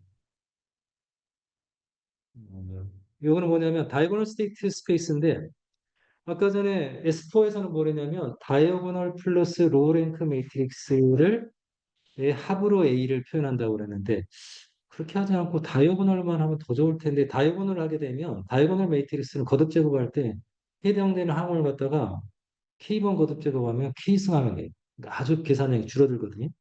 어떻게 계산량을 줄일 수 있을까? 다이어고널 매트릭스 쓰자. 그렇게 한 거예요. 그러니까 여기는 얘기를 그래서 이제 다이고널 매트릭스를 쓰는 모델인데 이렇게 하는 거예요. 만약에 스태킹을 한다 이렇게 쌓는다면 입력에 대해서 DSS를 해서 출력을 만들어내고 출력에 대해서 이렇게 갤루 같은 걸 써서 출력을 만들어내고 그러면 이제 각각의 원소 차원별로 되는 거거든요. 그거에 대해서 이제 믹싱을 하는 거예요. 믹싱을 하는 건 아까 전에 말씀드렸던 것처럼 원바이원 컨볼루션 하든지 이런 식으로 해서 각각 원소에 대한 성분을 다 그냥 곱해 웨이티드 썸을 해주는 거예요. 여기까지. 그래서 이제 출력 만들어내고 이렇게 되면 훨씬 더 플렉스 그 특징을 잘 뽑을 수 있는 그러한 레이어가 되는 거죠. 이런 걸 썼습니다. 그러면 여기서는 어떤 형식을 사용을 했는가? 구체적으로 볼 수는 없는데 어떻게 하냐면 다이고널 매트릭스만 사용하겠다. 근데 다이고널 매트릭스인데 이게 이제 실수값이 아니에요. 복소수값이. 근데 이 계산을 해보게 되면 실수값에 대해서는 그러니까 복소수에서 실수 파트는 음수로 하도록 하고요. 그러니까 익스포네셜 했잖아요. 음수로 해주고 그 다음에 이제 복소수를 갖다 쓰도록 하고 이렇게 이제 DSS 익스포넨셜 EXP라는 거고 이 방법이 있고 그 다음에 DSS 소프트맥스라고 하는 게 있는데 P라는 행렬이 있는데 P를 이렇게 정의를 했어요. 계산 과정에 쓰게 되는데 이거 할 때 익스포넨셜만 해서는 좋지는 않고 소프트맥스를 갖다 행에 대해서 하는 게 더 좋다고 실험 기적으로 나왔대요. 그래서 이런 방법 썼어요. 그러니까 여기 다이버로 가게 되니까 어떻게 되냐면 계산량을 갖다가 절대적으로 줄일 수 있나? 그런 특징이 그런 이제 장점이 생긴 거죠. 그러면서 좋은 결과들이 그전보다 더 좋은 결과들이 나올 때가 그게 있고 그 다음에 이제 S4D라는 게 있는데요. S4의 다이고널리제이션 그 얘는 뭘 하냐면 어, 말 그대로 이제 A 행렬이 이제 다이고널 행렬이 되도록 하는 방식을 쓴 겁니다. 그리고 어, 할 때는 요렇게 A를 나타내든지 요렇게 나타내서 대각 행렬에 대각 원소를 이렇게 초기화해서 하도록 했고 얘는 이제 어, 그 계산하는 방법에 있어서 여기 보면 이제 밴더몬드라고 하는 이제 그 매트릭스가 있는데 이게 이제 다항식고를 그냥 효과적으로 표현할 수 있는 거거든요. 그러니까 이게 다항식이에요. 이게 입력 곱하기 요 값들을 보게 되면 1승, 2승에서 n-1승이 돼 있잖아요. 이 다항식에 해당되는 거. 요걸 갖다가 집어넣어서 한 식으로 했더니 뭐 좋은 결과가 있다. 뭐 어느 정도 좋을 때도 있더라. 좋을 때도 있더라. 그러니까 그 이거 했던 친구가 계속 이거 해보고 저거 해보고 한 거 1년 동안 여러 가지도 해봤어요. 그 다음에 게이티드 스테이트 스페이스라는 게 있어요. 그러니까 얘는 뭘 했냐면 DSS랑 아까 전에 다이고널 스테이트 스페이스 모델이 있었잖아요. 그걸 하는데 DSS는 여기다 집어넣고요. 요런 네트워크 구성을 했어요. 레이어에다가 보게 되면 여기서 어떻게 하냐면 그 어프로젝션을 했고요. 비선형적으로 한 거죠. 여기 이제 게이팅하는 팩터로 쓰게 되고요. 근데 입력에 대해서 여기는 이제 다운 프로젝션을 했고 나니어 트랜스포메이션 하고 요거에 대해서 스테이트 스페이스 모델, 아까 봤던 다이고널 스테이트 스페이스 모델을 적용을 해서 출력이 나온 거에 대해서 다시 업샘플링을 하고 여기 나온 것을 웨이팅 값을 게이팅을 해서 출력을 계산을 하는데 요게 또 이제 다운 샘플링을 또 했네. 다운 프로젝션 했는 거지. 이런 식으로 했어. 이런 모델을 갖다가 좀 만들기도 했습니다. 그러니까, 어, 보통 여기 갈 때 이제 간단하게 할 때는 스킵 커넥션을 해서 하든지 아니면 리니어 트랜스포메이션을 해서 더해주는 형태로 했는데 그게 아니라 게이팅 하는 걸 갖다가 해서 출력을 갖다가 만들어낸 거죠. 어, 그래서 이렇게 한 모델이 GSS 모델, 게이티드 스테이트 스페이스라는 모델. 그 다음에 마지막 모델인데요. S5, 시간 내에 끝내네요. 그렇죠? S5 모델인데 얘는 Simplified S4예요. 그러니까 S5, S4 모델에서 보게 되면 지금까지 모델들 보게 되면 처음별로 별도의 스테이트 스페이스 모델을 주고 학습을 했어요. 모델을 구성을 했어요. 레이어 구조를 가게 되면 이제 어떤 방법을 썼냐면 그거 한 번씩 합해 주는 걸 썼죠. 그래서 각각의 나온 걸 출력을 갖다가 결합을 해서 자기 출력으로 만들어내. 그래서 마치 원 바이 원 컨볼루션 하듯이 그런 방법을 썼는데 S5에서는 뭐랬냐면 그러니까 결국은 이제 심플 인풋, 심플 아웃풋, 싱글 인풋, 싱글 아웃풋 형태였죠. 그 전에는. 그러니까 각각의 그 뭐죠? 차원별로 속성별로 별도의 모델이 있었는데 S5는 미모 모델이에요. 전체 입력받아서 전체 출력을 만드는. 그러니까 여기서 보게 되면 여기 지금 예를 들어서 몇 차원을 넣어야 되는지 모르겠는데 어, H 차원의 입력이 들어와요. 길이는 L인지 들어오네 있죠. 그러면 A라는 행렬이 있고 이번엔 X가 스칼라 값이 아니라 얘는 이제 벡터가 되는 거죠. 그래서 이 행렬에 곱해지고 요 행렬이 입력에 대해서 적용이 돼서 XK가 만들어지고 출력이 만들어지고요. 그거에 대해서 이제 비선형 변화를 한 결과가 출력으로 가진 않을 텐데. 이거 출력을 할 때. 여기 최종 출력이 아니라 얘를 갖다 비서정적으로 해서 출력을 갖다가 만들어서 이게 다음 레이어에 입력을 들어가요. 그러니까 이런 모델이 만들었어요. 그러니까 얘를 보게 되면 어떻게 하냐면 어 이게 이제 S4의 모델이긴 한데 스테이트 스페이스 모델을 A 행렬을 만들 때 뭐를 하도록 했냐면 다이고널라이즈 되어 있는 모델을 쓴다. 이게 한 가지 특징이고 그다음 출력을 만들 때 아까 봤던 것처럼 이와 같은 비선형적인 액티베이션 펑션을 통과해서 나가도록 하고요. 중간중간에 이제 더해야 되는 게 있는데 이 더하는 거는 패러렐 스캔 또는 이제 프리픽스 썸이라고 해서 이와 같이 빨리 더하는 형태로 해서 계산하는 모델이 S5 모델이 되겠습니다. 그래서 이제 전개를 하면 이렇게 돼 있어요. A 행렬이라는 거는 여기 이제 다이고널리제이션 하는 건데 다이고널리제이션 하겠다. 여기 람다가 다이고널 행렬이 되게 되는 거고 그 다음에 B는 A 행렬을 갖다가 다이고널에 만들어서 이제 곱하는 형태로 했을 때 이게 A와 같아지도록 하는데 사용되는 녀석이 B 행렬인데 결국은 A가 정방 행렬이거든. 정방 행렬로 돼 있게 되면 정방 행렬에 대한 아이겐 벡터와 아이겐 밸류를 계산하게 되면 이와 같이 표현할 수가 있어요. 그러니까 이와 같이 표현하게 되면 아이겐 밸류들을 원소로 갖는 게 람다에 해당되는 감마가 람다에 해당되는 행렬이 되는 거고 아이겐 벡터들을 행 벡터로 그러니까 열 벡터인가 행 벡터로 갖는 녀석이 열 벡터 할까 행 벡터 고민해 봐야겠는데 그게 이제 V 벡터가 V 행렬이 되게 됩니다. 그래서 이와 같이 나타내고요. 그 다음에 이제 학습 대상이 되는 거는 B에 대한 거, C 행렬, 그 다음에 다이고널 행렬이 들어가게 되죠. 네, D도 지금 뭐 하게 되냐면 출력을 만들 때 스카블라 값을 곱했었잖아요, 원래. 그러니까 여기를 갖다가 대각 행렬을 쓰는 거예요. 그 다음에 람다에 해당되는 게 다이고널 행렬로 들어가는 거고, 그 다음에 델타, 얼마 간격으로 샘플링 된 걸로 모델링을 하는가. 이 델터도 스테이션이 되는 파라미터가 되어 있습니다. 그래서 S5라는 모델까지 있었고요. 그다음 이것뿐만 아니라 다양한 모델들이 있습니다.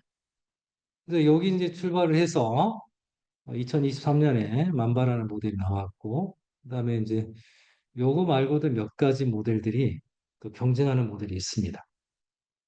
그래서 그거에 대해서는 다음 세미나에서 한번 살펴보도록 하겠습니다. 음, 혹시 질문 있으면 해주시고요. 질문이 있습니다. 네. 그 심포가 어떤 신호가 주어졌을 때 특정 함수들이 스캔하는 공간을 프로젝션 한다고 알고 있습니다. 근데 실제 신호라는 게 노이즈가 많이 포함이 되는데 그런 노이즈가 많은 신호가 그런 공간에 프로젝션이 되면 어떤 그 프로젝션으로 만들어지는 코에피션트에도 그런 노이즈들이 많이 들어오게 되고 그게 결국 신호를 복원하는 것을 더 어렵게 할 수도 있을 것 같은데 실제 그런 걸 처리하는 어떤 다른 거나 그런 연구를 있는지 그건 잘 모르겠고요. 이제 데이터를 모델링 할 때 보게 되면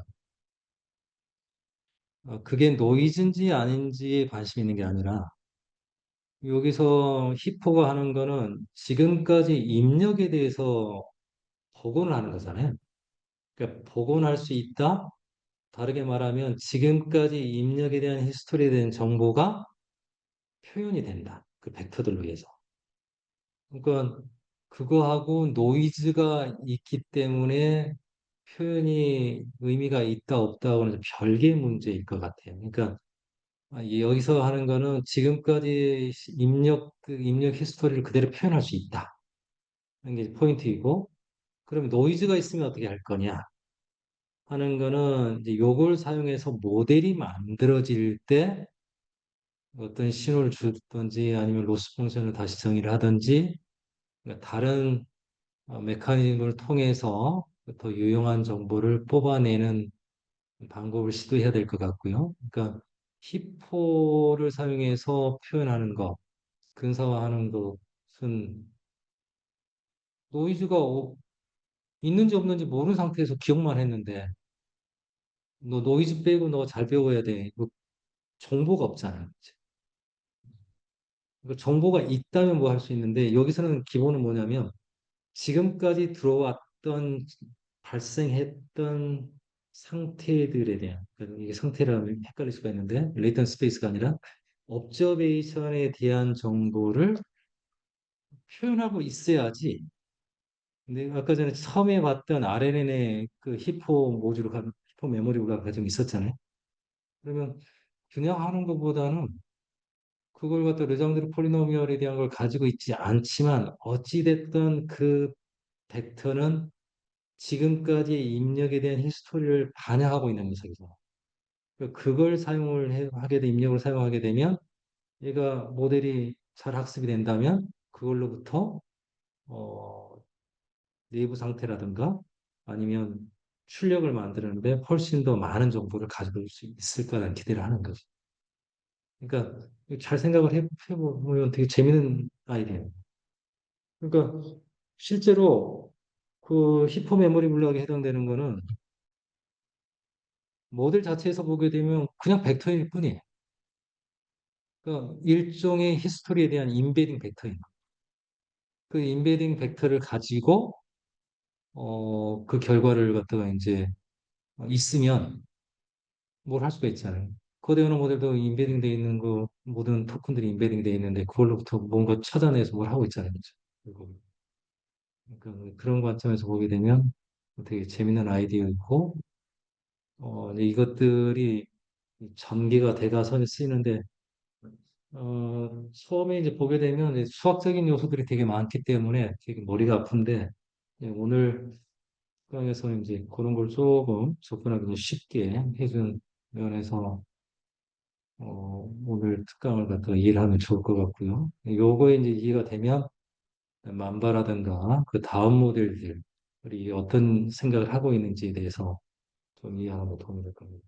그래서 인공지능 분야에서는 2년 전, 3년 전이니까 되게 오래된 논문이긴 한데 어찌 보면 오래된 논문인데 이게 이제 공부가 돼 있어야지 이제 그 다음 논문들에 대한 이해를 할 수가 있습니다. 오케이. 혹시 그 온라인에서 질문 없죠?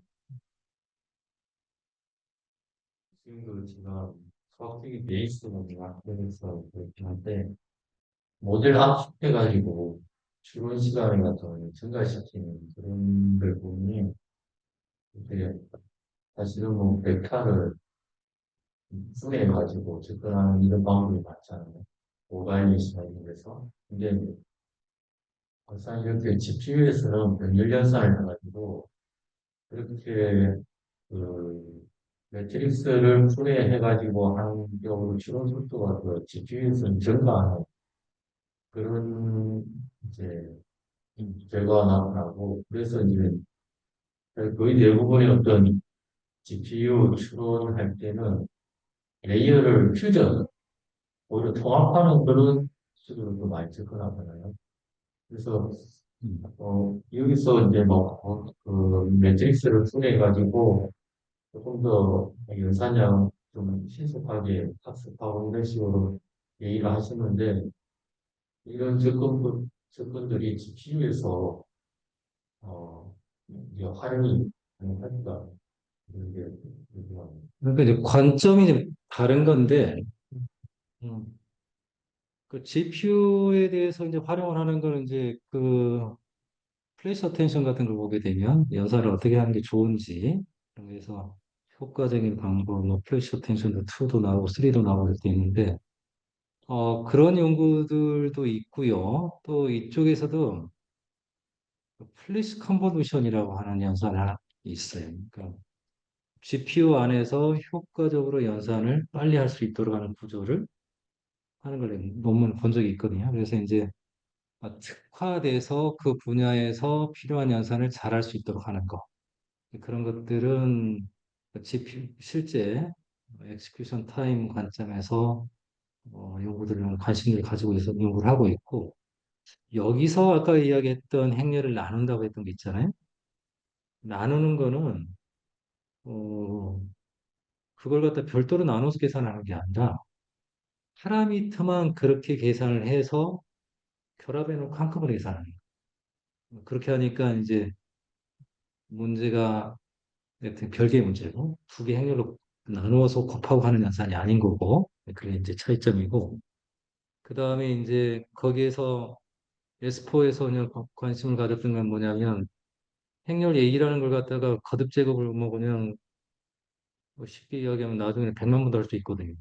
그러면 이제 갑자기 무진장이 커져버리거나 아주 그냥 줄어들어서 사라져버리거나 해서 개선이 안 되는 그런 문제가 있는데 그런 문제를 완화시키기 위해서 구조를 집어넣었던 다이어고널 플러스 랭크 1인 벡터 두 개의 외적으로 해서 표현되는 A 행렬만 쓰겠다. 그렇게 하면 훨씬 더 스테이블하고 학습이 잘 돼. 그 다음에 나온 것들은 행렬 하나만 그냥 다이고널 대각 행렬 하나만 쓰겠다. 대각 행렬만 쓰게 아까 전에 얘기했던 것처럼 다이고널 플러스 그냥 그 다음에 이제 그 랭크 원짜리 이렇게 아우터 프로덕트에서 한 거는 운수가 다 생겨요. 그러니까 계산량이 되게 많아요. 모든 운수에 다 그냥 곱하기 해야 됩니다. 근데 대각 행렬을 하게 되면 계산량이 엄청 줄어요. 곱해지는 행비율에 그냥 해당되는 곱해지기만 하면 되는 거고 그걸 거듭 제공할 때는 해당되는 부분에 대해서 원소들 각각에 대해서 거듭 제공을 하니까 속도가 무진장이 빨라져요. 만약에 H제곱만큼의 원소가 있었다고 하게 되면 그렇게 계산하게 되면 H의 3승이 그냥 그 H만큼의 계산으로 되는 거. 곱셈을 해야 되니까 좀 시간이 좀 걸리겠지만 엄청나게 줄게 돼요. 그러니까 비교할 수만 없을 만큼 시간이 빨라지는 거예요. 여기는. 그러니까 이제 관점이 좀 다르다. 그러니까 행렬을 나누고 하게 되면 아까 이제 그 퓨즈드 커널이라는 거는 CPU 메모리에서 GPU 메모리로 가든지 GPU의 HBM에서 그 SRAM 쪽으로 가든지 해서 올라갔다 내려갔다 하면서 이제 시간이 걸리는데 한 번 보내놓고 거기서 계산 다 한 다음에 오게 되면 시간을 줄일 수 있다는 게 퓨즈드 커널이라는 게. 근데 이제 행렬 갖다가 행렬 분해를 해갖고 곱해갖고 뭘 하다 보면 이게 이제 시간이 왔다 갔다 하는 사이 시간이 더 걸려볼 수 있고 그래서 그냥 그 수학적으로 이제 분석할 때의 시간하고 실제 이제 실행할 때 시간이 달라질 수 있죠. 그거는 이제 그 나름대로 고민해야 되는 문제고 우리 이제 처음 강의할 때 그런 얘기 아니 두 번째 강의할 때 플레이스 어텐션을 그런 얘기 잠시 했었죠. 예, 그러면 오늘 혹시 질문 하나 해도 예, 될까요? 서 교수님이시죠? 예, 예. 예, 예, 예. 서경대 서기성입니다. 이 교수님 강의 첫 주부터 잘 듣고 있습니다. 지금 그 상태방 정식에서 그 A 매트릭스 정방행렬이 가장 이제 사이즈가 크고 중요한 정보를 다 담고 있는데요. 여기에 이제 보통 제어 시스템에서는 그 고유값, 아이겐 밸류가 굉장히 중요한 역할을 하지 않습니까? 가령 시스템의 안정성이라든가 또는 음, 시스템의 성능, 특히 음수일 때는 안정하지만 양수일 때는 발산한다라든가, 그다음에 0에 가까워질수록 진동한다. 이런 시스템 출력의 특성에 굉장히 깊은 영향을 주는데요. 그런 측면에서 이 고유값 가지고 이 예측의 안정성이라든가 뭐 성능이든가 이런 거에 뭐 좀 연관지어서 뭐 연구가 됐다든가 아니면 뭐 그런 어떤 그 내용이 있나요? 그게 이제 저기가 있는 거죠. 여기 보시면 그 DSS라는 거, Diagonal State Space 모델 같은 경우가 대표적인데요. 그러니까 이제 정확하게 일치하는 건 아니고 여기에서는 이제 그 표현하고 싶었던 게 그 히포에서처럼 지금까지 히스토리에 대한 표현을 하고 어찌됐든 컨볼루션을 하는 연산이 되잖아요. 그러니까 인퍼런스를 할 때 학습을 아니 그러니까 그 학습을 할 때가 아니라 그 그렇죠. 학습을 할 때 트레이닝을 할 때는 컨볼루션 연산을 통해서 해야지 빨리 할 수가 있기 때문에 컨볼루션 연산을 하는 게 절대적인데 거기 컨볼루션 연산의 그 커널을 계산하는 과정에서 보게 되면 여기 보시는 것처럼 여기 A 행렬에 대해서 거듭 제곱을 여러 번 하잖아요. 그러니까 거듭 제곱을 여러 번 하는 게 결국은 이제 스테빌리티 관계가 되는 거고요. 그러니까 발산을 하게 되는 거, 익스플로전이 생기는 거죠. 그 다음에 이제 사라지기도 하는 이제 그런 문제들이 사라지는 건 큰 문제는 안 생길 수 있는데 나중에 그레디언트 계산할 때 문제가 생기겠죠. 그래서 다이거널 그 스테이트 스페이스 모델에서 보게 되면 말씀하셨던 것처럼 이제 다이고널 텀이 되니까 결국은 이게 아이겐밸류에 해당되는 텀인데 실수항이 항상 음수가 되더라고요. 지금 말씀하신 것처럼.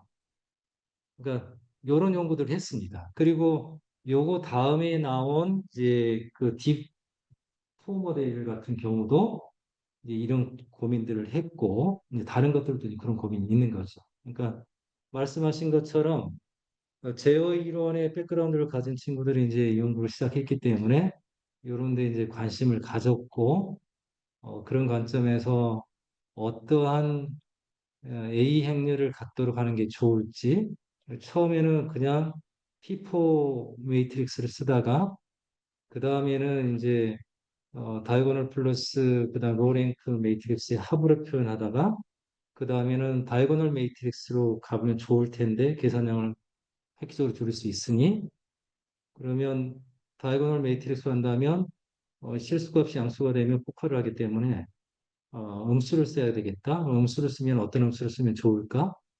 요거 할 때도 다르게 바꾸면 어떨까? 이런 연구들을 이제 그 2022년 이 부분에 되게 열심히 했던 거죠. 그러니까 말씀하신 것처럼 그런 부분에 대한 연구가 있었고 그걸 어떻게 바꾸는 게 좋은지에 대한 것들도 상당 부분 이제 고민했던 걸로 저는 알고 있습니다. 예, 서 교수님, 감사합니다.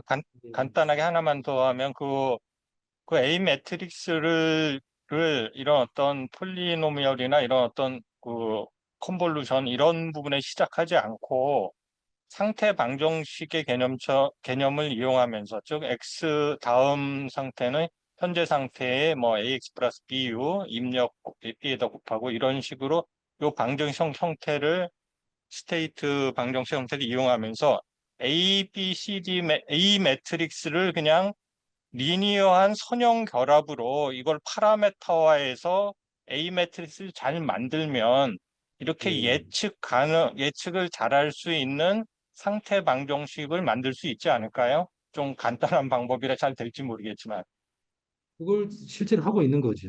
그러니까 여기 그 파라미터들을 잠깐만요. 이거 파라미터. 어, 실제로 시작을 할 때요. 처음 이제 제가 오늘 이 히스토리를 갖다 이야기를 말씀드렸던 게 이게 이제 그 맥락을 가지고 가게 되면 이제 조금 나중에 다른 모델들을 볼 때 이해가 이제 쉬워서 제가 오늘 자료를 이제 준비를 했는데요. 잠깐 포인터가 여기 보시면 여기 그 학습 대상이 되는 게 B, C, 그 다음에 다이고널 매트릭스는 D, 감마. 여기 이제 A 행렬에 대한 대각 행렬이거든요. 그 다음에 델타, 이게 다 학습 대상이 된 파라미터가 돼요. 그러니까 시작을 할 때는 히포로 해서 이제 시작을 했어요. 그러다가 이제 그걸 가지고 RNN을 할 때는 되게 좋은 결과가 나오네. 그 다음에 그걸 가지고 이제 DSSL을 했을 때는 이것도 재밌는 결과가 나오는구나. 그 다음에 이제 가면서 S4에 가면 이게 계산을 할 때 A 행렬이 지금 A 행렬의 거듭 제곱을 할 때 스테이블하지 않을 수 있네. 그러면 거기에 이제 구조를 집어넣어야지. 그러면 그 초기 값에 되게 민감하거든요. 그래서 초기 값을 할 때는 A 행렬의 히포 매트릭스를 가지고 나 노멀 행렬을 만든 다음에 거기에서 좀 조작을 해갖고 이걸 하니까 좋아. 이런 걸 한 거지. 그리고 그 다음에는 그건 이제 초기할 때 쓸 수는 있는데 그 다음 행렬들은 그 다음에 모델들은 히포하고 이렇게 관계가 없어요. 그러니까 히포는 출발을 거기서 했기 때문에 히포를 참고해서 모델링을 하는데 초기 하는데 도움을 주고 나중에는 이제 실제로는 메모리 기능으로 쓰는 게 아니라 레이어에서 입력을 출력으로 원하는 형태로 매핑을 할 때 매핑하는 함수의 형태가 이제 스테이트 스페이스 모델로 표현이 되고 그게 리니어하게 표현이 됐기 때문에 그 덕분에 컨볼루션 연산이 돼서 패러렐하게 연산이 가능한 거고 그다음에 그 추론할 때는 그냥 그 리커런스 이퀘이션 형태로 쓰게 되면 단번에 추론이 되기 때문에 그런 관점에서 보게 되면 이제 트랜스포머의 장점을 얘도 다 가지고 있을 수 있어. 이런 이야기 되는 거죠. 나중에 모델들을 보게 되면 이제 이런 모델에다가 트랜스포머의 그 멀티헤드 어텐션도 집어넣고 해서 뭐 만바가 그러다니 잠바인가 그렇게 하게 되면 또 그런 것도 쓰고 여러 가지 이제 변형들을 쓰게 됩니다. 아, 그러니까 퓨전한 형태, 하이브리드 형태가 좀 나오게 되는 거예요. 대답했는지 모르겠습니다. 예, 답변 감사합니다. 혹시 질문 있으신가요? 질문 없으시면 오늘 세미나를 여기서 마치도록 하겠습니다.